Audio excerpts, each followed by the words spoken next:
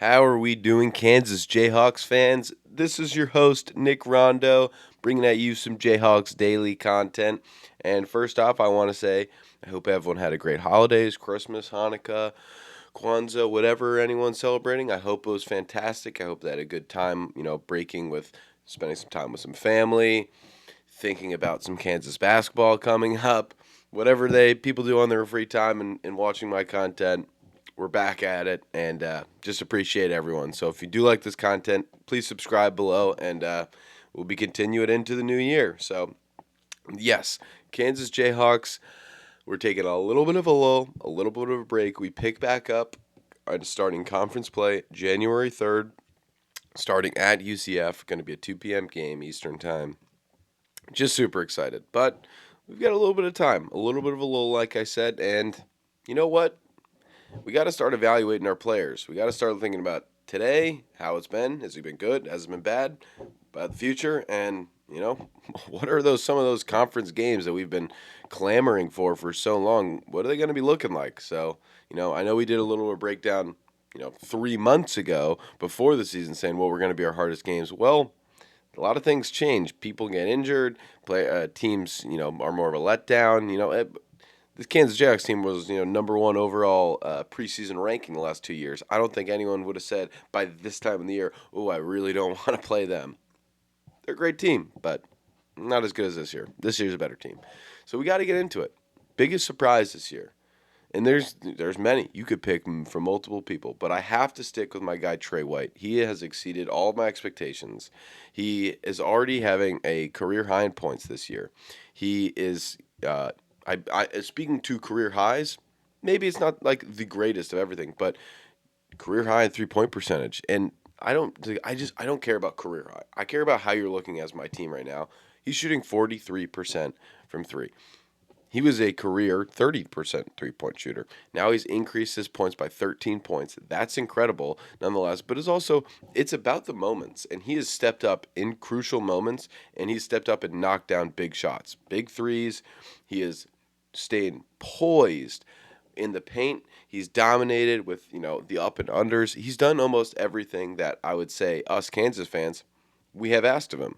There have been some people who have not stepped up, and he is one that has consistently stepped up. Yes, he's had a bad game here or there, like anyone. He is not supposed to be our superstar. He's supposed to be, the Robin to a Batman, and he's had many Batman moments. So, and I don't love that analogy because I don't think reducing any player to I mean, they're all superheroes. Let's be real, but still, I think there's so much to it. But yes, Trey White has been absolutely phenomenal. He's shooting 52% from the floor. Like I said, 43% from three. He's getting about 7 rebounds a game, almost 15 points a game. He's played in every single one. He's almost getting a steal a game as well. I mean, he's playing smart basketball. And for transfers, we have been, what's the word I want to use? Unlucky. I don't know what you say when our only transfer who's actually done a bit of anything is Hunter Dickinson. And unfortunately, the team success did not come along with that. So the individual success and the team success, they might be merging right now, because right now Trey White's looking pretty darn good and looking better than I would say almost any transfer we've had since the big NIL transfer portal change in college sports. So Trey White gets a big shout out, gets his flowers today from the Jayhawks Daily podcast.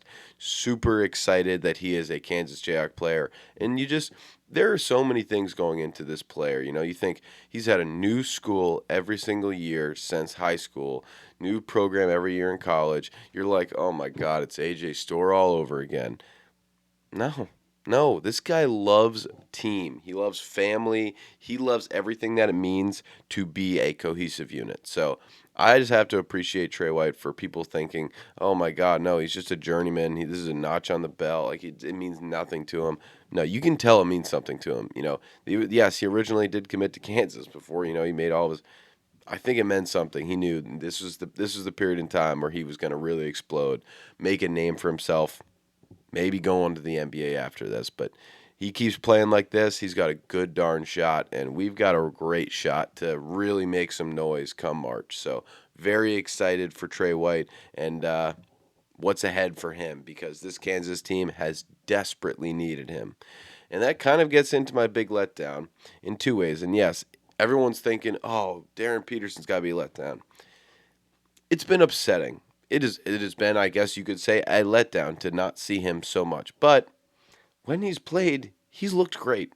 So to me, it's not that big of a letdown. It's disappointing that he hasn't been getting to play so much, but when he plays, he's excellent. In the 4 games he's played, he's been excellent.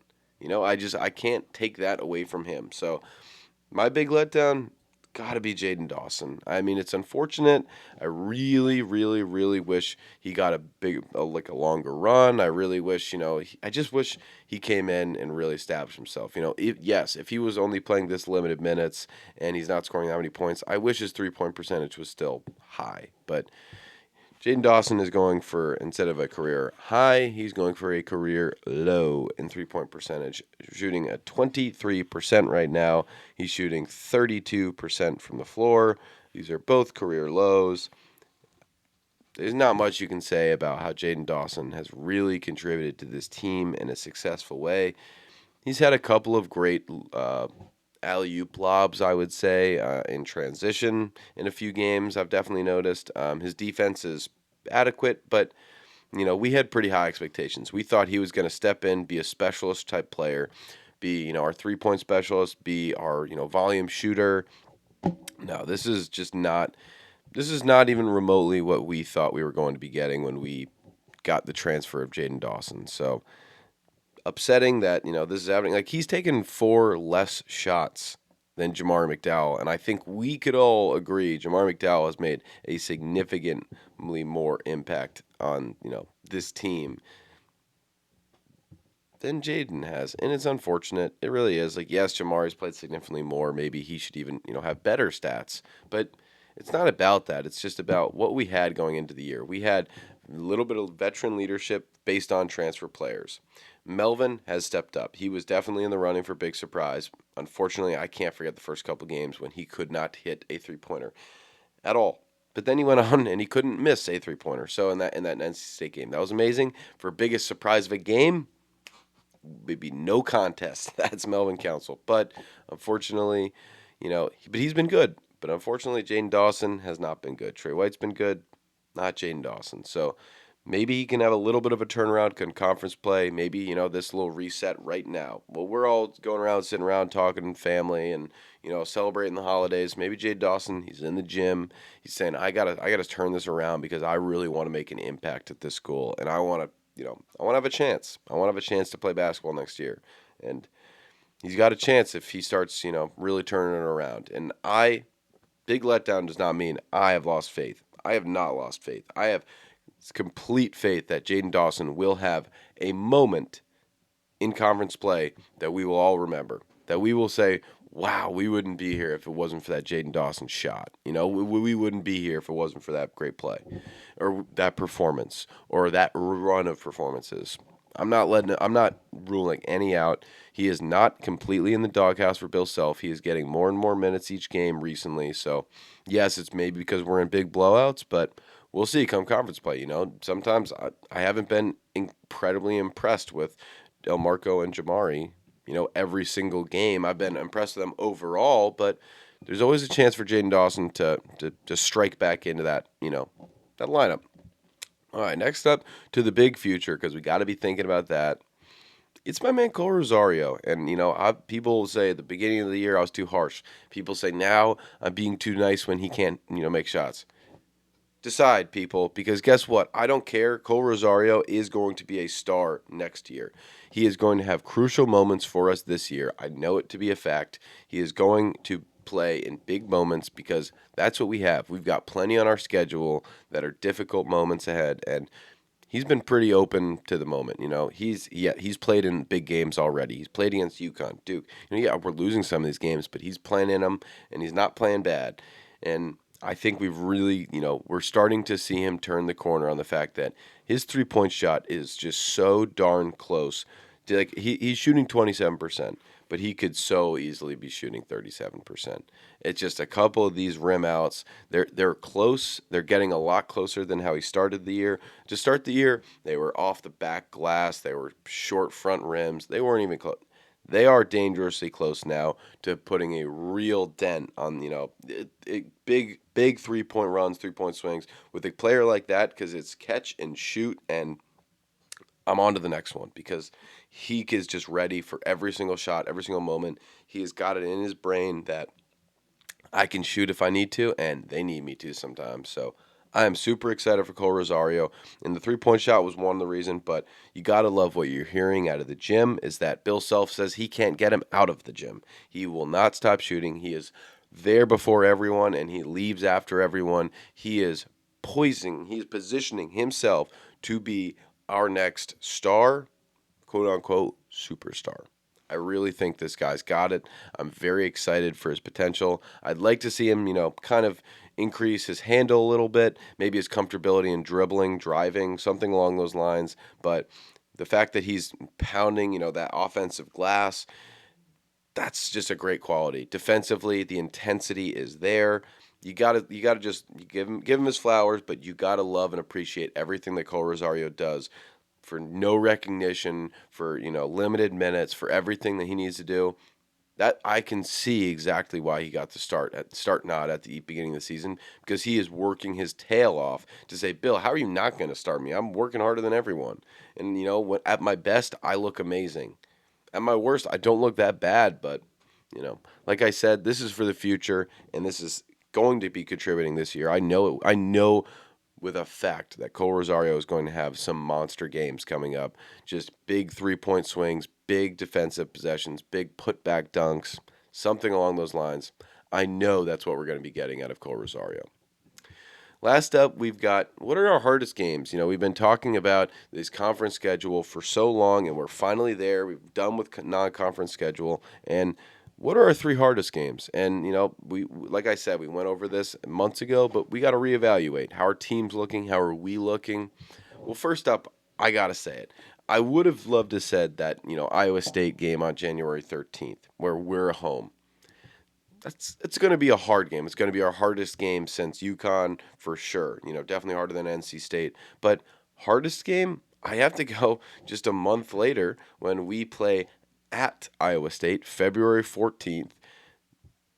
Iowa State's still going to be amazing then, and we're not going to have the comfort of Allen Fieldhouse that time. So I think that's going to be a very crucial game. I would love to be splitting that series. Splitting that series would mean we did a good job, but so if we drop that one coming up in a couple weeks, I also would say there's a potential for that to be a hardest game because maybe the more time off is what Darren Peterson needs. Maybe he needs a full another month off. So maybe there's a better chance that he's available come the away game rather than the home game coming up in 2 weeks. So who knows? But I know that one of the hardest games I'm going to be ranking up there is going to be at Iowa State, February 14th.